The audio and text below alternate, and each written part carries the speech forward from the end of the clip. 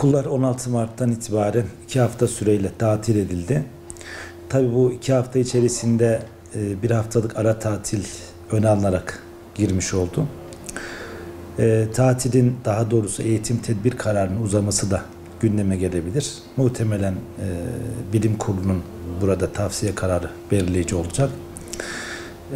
Bakanlık her iki duruma ilişkin hazırlıklarını tamamlamış durumda. Öncelikle şurayı net belirlemek gerekiyor. Bu durum tatilden ziyade bir tedbir kararıdır.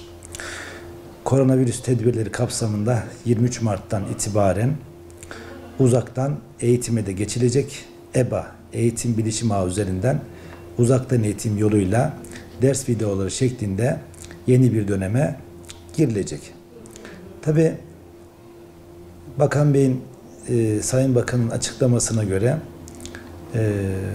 bu durumda sınav konusu çok ailelerin ve öğrencilerin endişe ettiği bir başlık olarak önemli bir yer tutuyor.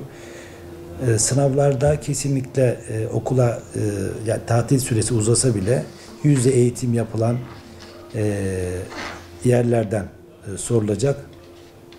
Bununla birlikte uzaktan eğitim 6 yayın kanalından yapılacak ve uzaktan eğitim dünyada Çin'den sonra ulusal düzeyde bunu uygulayacak ikinci ülke Türkiye'dir. Uzaktan eğitim bilişsel, sosyal, akademik, sanatsal ve kültürel içeriklerle bezenmiş uygulamalardan oluşuyor. Mutlaka bakanlık düzeyinde alınan tedbirler çok önemli.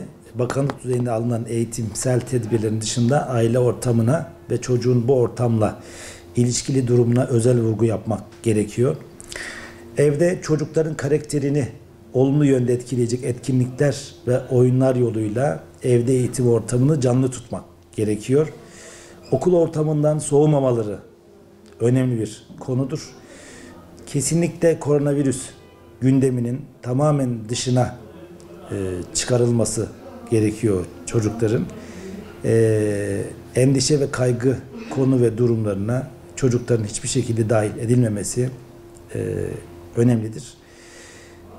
Yine evde eğitim ortamını değerlendirmek üzere çocukların değer dünyalarını iyileştirecek ve geliştirecek yayınlardan yararlanılmalıdır. Okuma saatleri oluşturulmalıdır. Çok da önemlidir. Okuma saatleri çocuğun okuma alışkanlığını kazandığı, okumayı sevdiği, tahlil ve değerlendirmeler yaptığı bir tecrübe olarak kazanıma dönüştürülmelidir.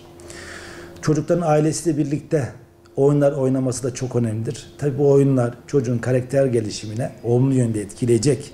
Gerçekten çocuğun değer dünyasında yapıcı bir etkide bulunacak şekilde olmalıdır.